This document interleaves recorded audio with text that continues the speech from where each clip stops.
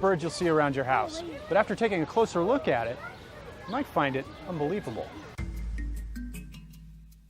The woodpecker is a very special little bird. The beak of a woodpecker is like industrial strength. It is stronger than other birds' beaks. He has special feet. Most birds have 3 toes out the front, 1 toe out the back. Woodpecker has 2 toes out the front, 2 toes out the back, and that's so he can climb around on a tree trunk, a vertical tree trunk, right side up, upside down, sideways. He can crawl any way he wants to. He has special tail feathers. His tail feathers are different than other birds' tail feathers.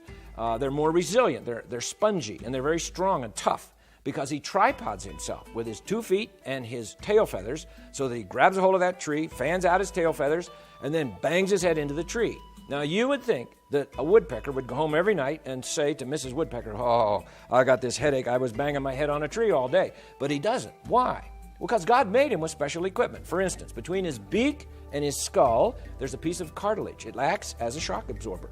His skull is the thickest bone per body weight of any creature. As a matter of fact, brain surgeons study the brains of woodpeckers, how they're hooked in there and everything, to help them with like trauma people in accidents, that they need to put their brains back in there. And so they study woodpeckers. The woodpecker, with his strong skull and his shock absorber and his strong beak and his tail feathers and his feet, he's all ready to go except for one thing.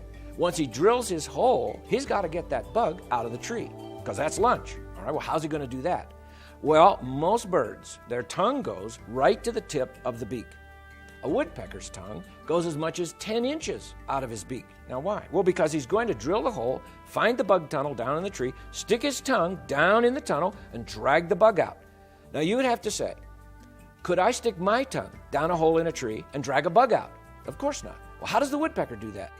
Well, God made the woodpecker with little barbs on the tip of his tongue. And he will literally stab that bug larva down in there because it doesn't want to come out. But in case that's not enough, he has a little glue factory in his tongue that manufactures exactly, precisely the right glue to stick to the bug, but it doesn't stick to his beak.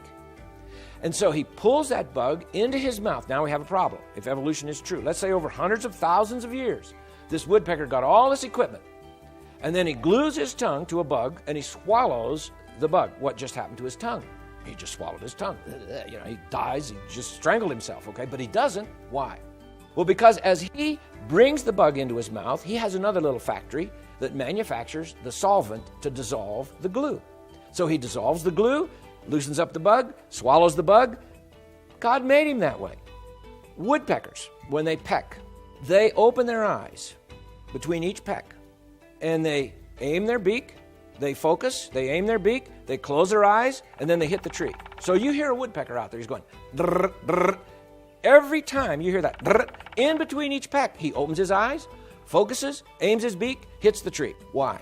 Well, they used to think it was just to keep the wood chips out. But now the scientists have measured the force of the impact of the woodpecker's head against the tree, and the force is so great that if he did not close his eyes, he would pop his eyeballs out.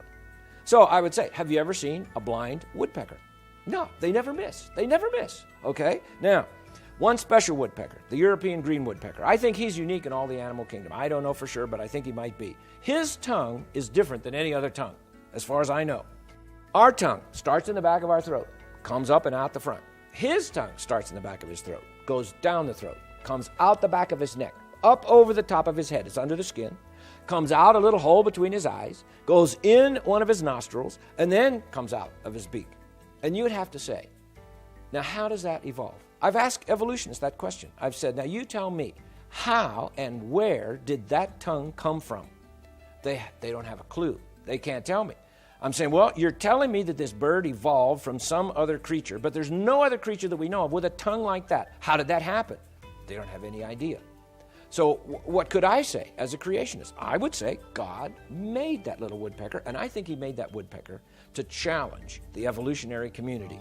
Because as they study that little bird, they know there is no way this little thing could evolve. But it goes right back to that Romans 1 passage, that as men study the creation, it says they study what God has made. Because they are unrighteous, they will suppress evidence. They will hold back evidence. And I think that's exactly what happened. I think there are very bright people who study science and do a good job of it. But all of a sudden they get to a point where they have to decide, did this thing happen over long periods of time somehow? Or, boy, it sure looks like it could have happened just bang, just like it is. And then if they discover, hey, I have no way of describing this thing in terms of evolutionary science, they're faced with the other option, which is maybe a designer and a creator, and they say, I don't want to go that way, okay? So they suppress that evidence. And so many of the things that I studied, we had to search just to find information on them because they are not in the textbooks. They just don't put them in because they have no way to explain it. And so they just ignore it.